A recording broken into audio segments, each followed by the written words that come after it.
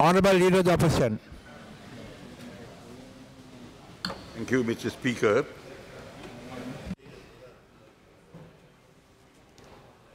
We are debating today, sir, a motion of no confidence against no person less than the Prime Minister.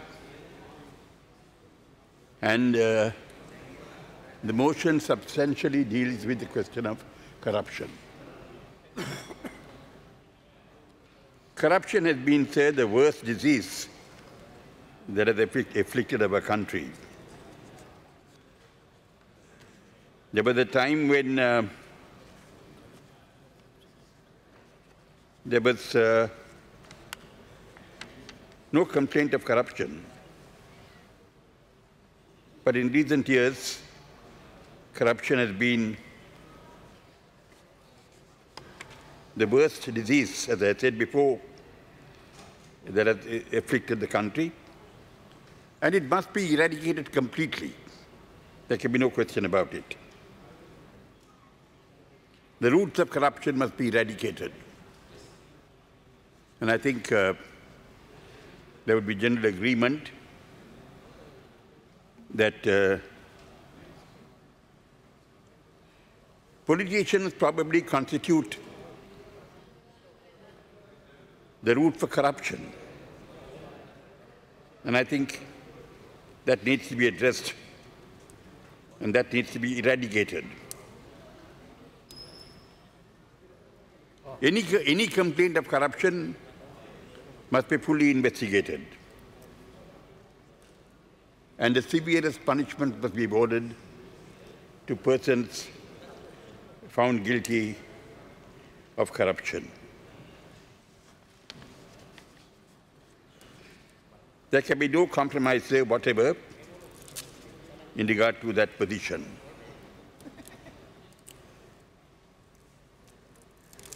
In regard to this central bank bond scam,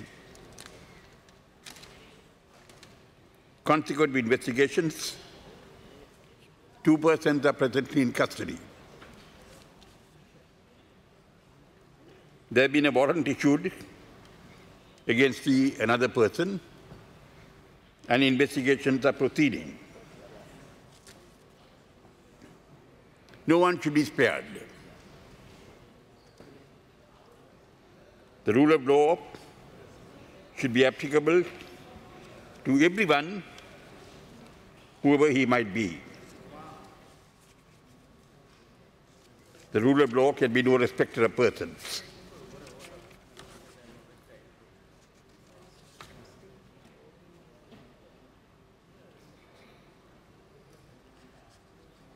I will now refer to the motion before the House, which is the motion of no confidence against the Prime Minister, based substantially on corruption.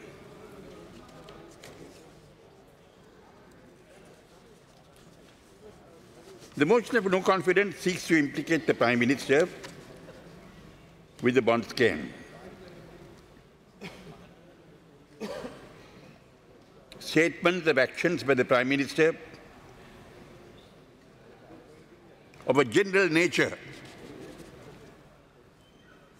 are thought to be used in an attempt to implicate the Prime Minister with the bond scam.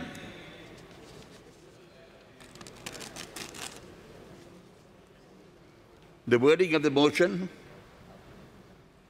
and the timing of the motion are indicative of the pursuit of a political agenda through the motion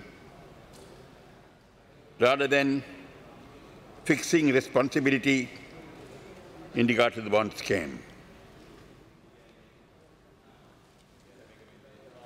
The question must be raised as to why the wording is so vague, lacking in any specific charge against the Prime Minister in regard to the fraud pertaining to the bond scam per se. And why should this motion be brought now, at this point of time, is another question that I would like to pose to the House.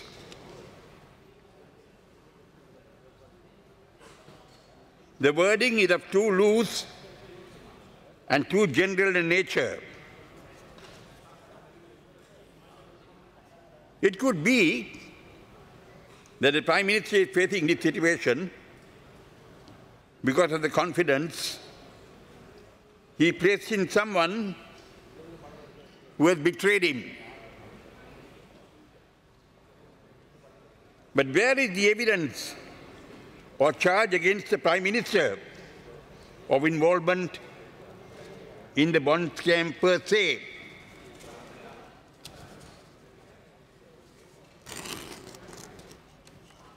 Is the wording of the motion so loose and so general because of the lack of specific material against the Prime Minister in regard to the bond scam?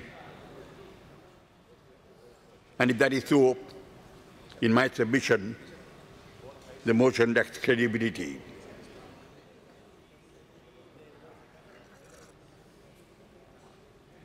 In regard to the timing of the motion, sir, this bond scam occurred 3 years ago. It has been the subject of total public focus for a long period of time, from early 2015. Why has this motion of no confidence been brought against the Prime Minister only now? I have a duty, sir, to answer some of the questions I have raised. I want to pose the question whether the motion against the Prime Minister is the first step in a plan to bring down totally and completely the present government. The President, His Excellency Maithripala Sirisena, was elected in January 2015. The Prime Minister, Mr. Ranil Wickremesinghe, was elected in August 2015. They were elected on a certain mandate.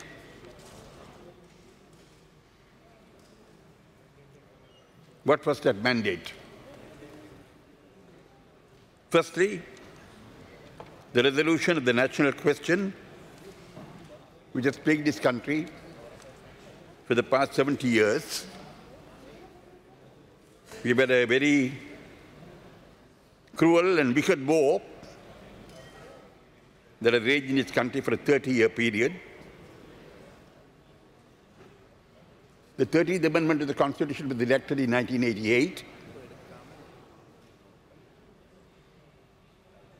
It was found to be inadequate, insufficient, ineffective. And during President Premadasa's time, there were steps to bring about new constitutional proposals. There was the Mangala Munasinghe Select Committee. There was the report of that Select Committee with a substantial consensus. Unfortunately, President Premadasa did not have a two-thirds majority, and he was assassinated. During President Chandrika Bandaranaike Kumaratunga's time, from 1994, there were various steps taken until the August 2000 constitutional proposals. They were quite advanced and a very substantial improvement on what existed. Unfortunately, she had no two-thirds majority in Parliament, and she could not get that through. And then, during President Mahinda Rajapaksa's time, There was the All Parties Representative Committee appointed by President Mahinda Rajapaksa. An excellent speech that he made to the inaugural meeting. He made at the inaugural meeting of the All Parties Representative Committee and the Experts Committee. Much work was done. Mr. President Mahinda Rajapaksa made several public commitments in regard to new constitutional proposals. He made commitments to the international community, to the Secretary General of the UN, to world leaders. Eventually, there were the Professor Sampanthan proposals, which were also a great advance on what existed earlier. The second item, sir, I would like to mention as having been a part of the mandate that was granted to President Maithripala Sirisena and Prime Minister Ranil Wickremesinghe was to uphold democracy in this country.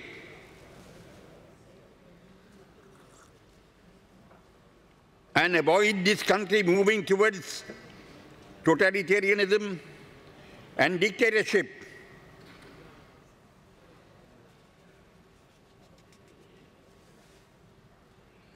The enactment of the 19th Amendment in this Parliament was the first step in that direction.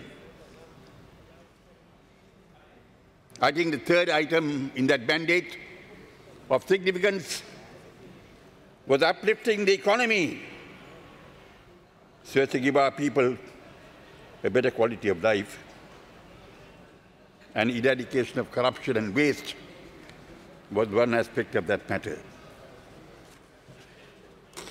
These were the main issues during the campaign. The President and the Prime Minister were elected on the democratic verdicts of the people for certain fixed periods of time under the Constitution. The opposite camp was defeated in both the elections.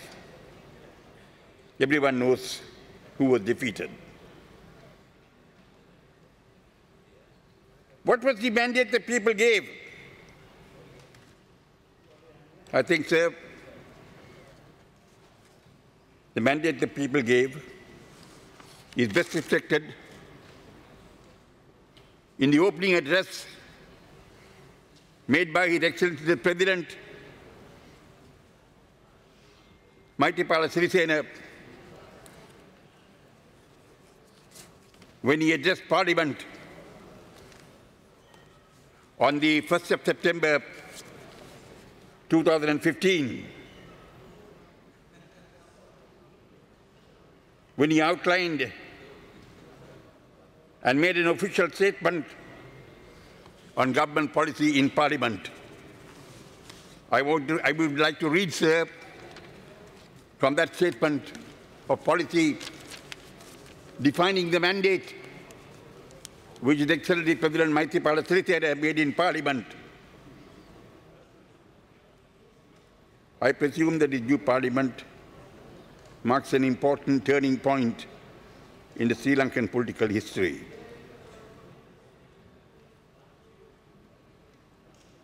Since we gained independence, we had experienced only about coalition governments formed by the main party with the support of small parties.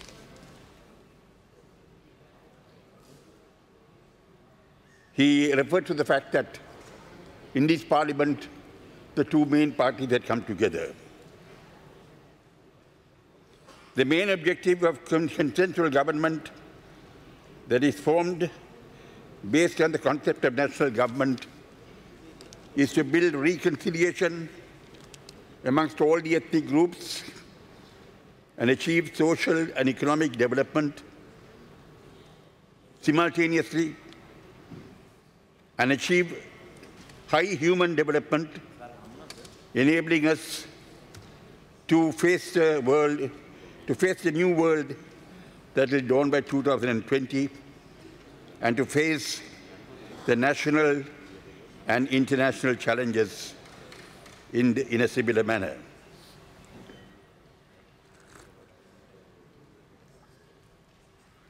He went on to say, Honourable Speaker, the identity of a nation or a country is based on its constitution. That is why a constitution is considered supreme. During the 60 years after independence, we have adopted 3 constitutions. Yet it is unfortunate that we have not been able to adopt a constitution which enables all of us to agree as a single nation. His Excellency Maithripala Sirisena clearly stated that we had not been able to agree upon a constitution which made us a nation. He went on saying in the course of that speech to further say, and I quote, he said, we parliamentarians, I'll avoid quoting the exact words to save time, sir, comprising of communities such as Sinhala, Tamil, Muslim, Burgher, Malay, and Adivasi, must live in harmony. There must be reconciliation. We must coexist. And I, as President, am dedicated to the achievement of these objectives. He concluded his speech, sir, on the same lines.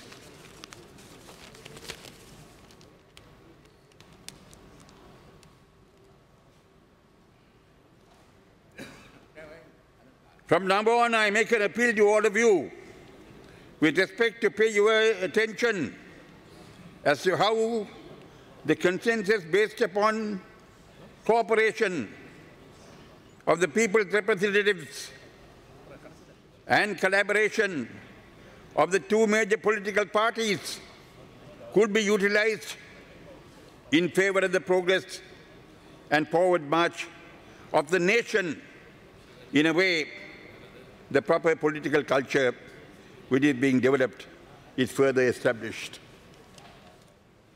He advocated that both the parties come together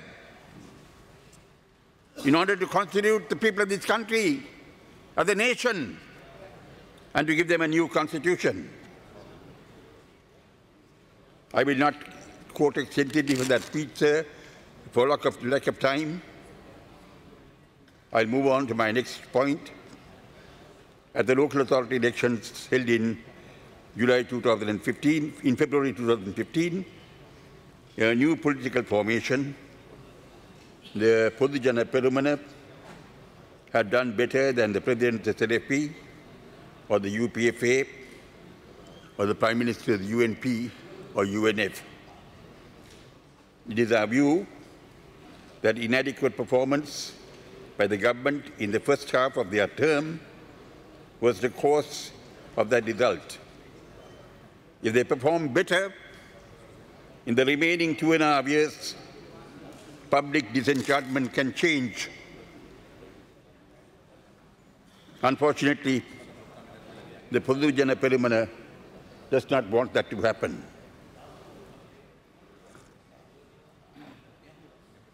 They want to first defeat the Prime Minister. The next target will be the President. They want the government brought down.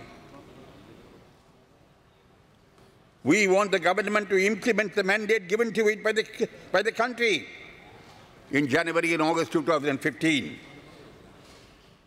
In these circumstances, how can we possibly support this no-confidence motion, sir?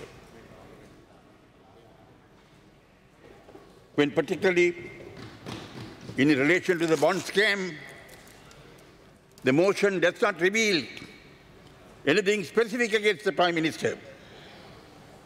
The true intentions of the Podujana Perumana are shrouded in an environment of prejudice based upon the bond scam.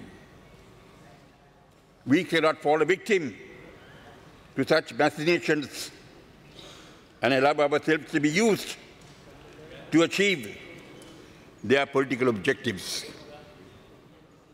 We would call upon them to cooperate in the achievement of what is contained in the mandate that is granted to both the President and the Prime Minister.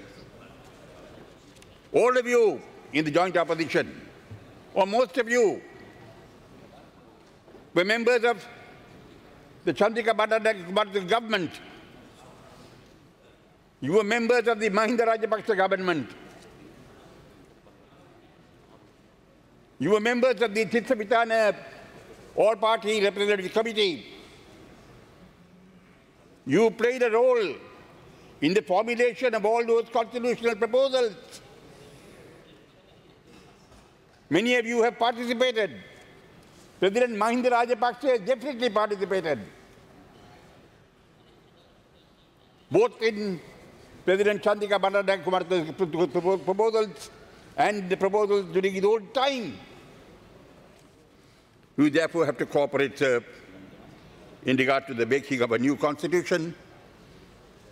This Parliament has adopted a resolution converting itself into a constituent assembly unanimously, with no one opposing it, to frame a new constitution. We have done much work on that. The steering committees, the subcommittees have come up with their reports. That process must continue. If we want this country to succeed economically, we are a small nation.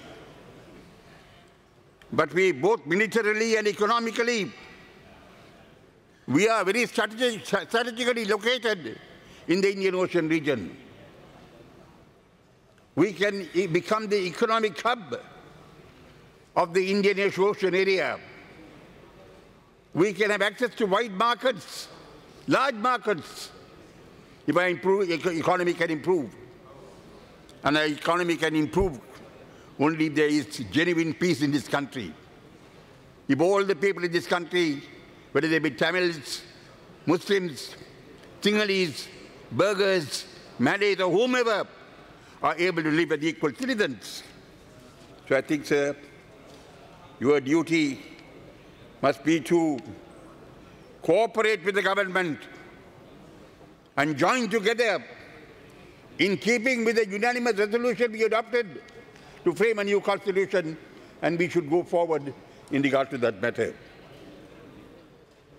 That is necessary in the interest of this country. We have to work together. Sir, there is a view that is sought to be spread, very unfortunately,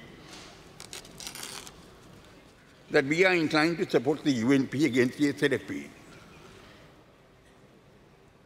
I want to put on record certain facts to disprove that over a period of time.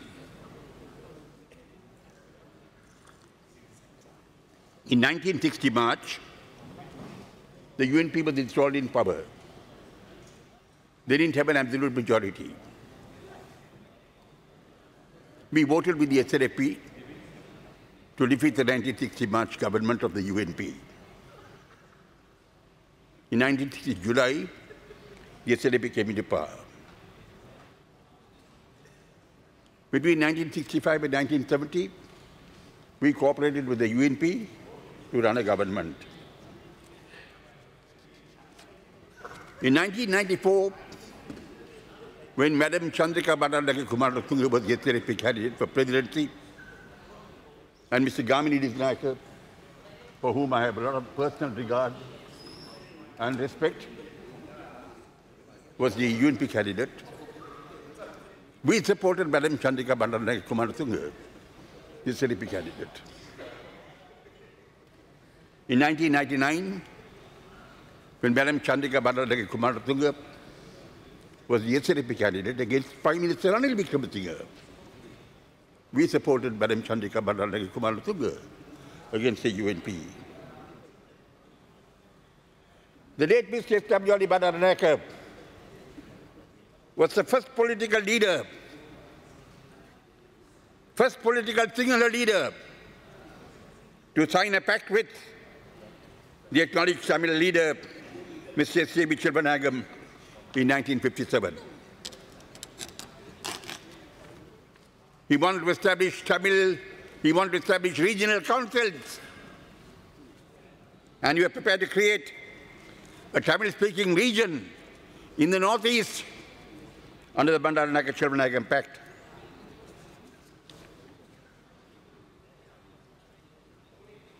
When the UNP government sought to deprive Visit Sima Bandaranaike of her civic rights in the 1977 Parliament, we resolutely defended Mrs. Bandaranaike and opposed that motion.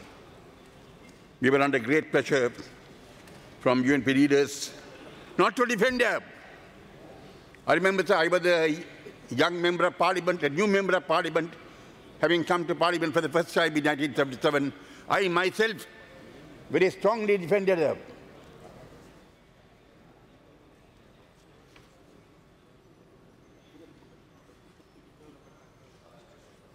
Therefore, sir, the view that we are with the UNP and against the SLFP has no foundation whatever. My late leader, Mr. S.A.B. Sampanthan, used to always tell me, Sampanthan, we must work with any single political party that comes with the confidence and support of the single people. Be prepared to resolve our question. And in that respect, probably the SLFP has a greater contact with the single people than even the UNP. So we are concerned, sir, in the interest of this country, in the interest of all the people in this country, in working together with the two main political parties. We would like all of us to come together. I would make an appeal to Honorable Chamal Rajapaksa, Honorable Dinesh Gunawardena, Honorable Dalat Saleh Peruma, your senior SLP members. We must come together and resolve this problem that this country is facing. This country has a different future. The country has a different destination. We must not lose our way. We must bring about permanent peace in this country, bring about permanent amity in this country, bring about permanent unity in this country, constitute the people of this country, the Sinhalese, the Tamils, the Muslims, the Burghers, the Malays, into a Sri Lankan nation and move forward towards prosperity. If we don't want to do that, and we want to falter, then nobody can save you. And eventually nobody will save you. So, sir, I would appeal to all my friends in this House not to go against the verdict of the people that was given in 2015 to both President Maithripala Sirisena and to Prime Minister Ranil Wickremesinghe, but to come together in a spirit of cooperation in the best interest of this country to resolve this country's vital issues. I thank you, sir. Honorable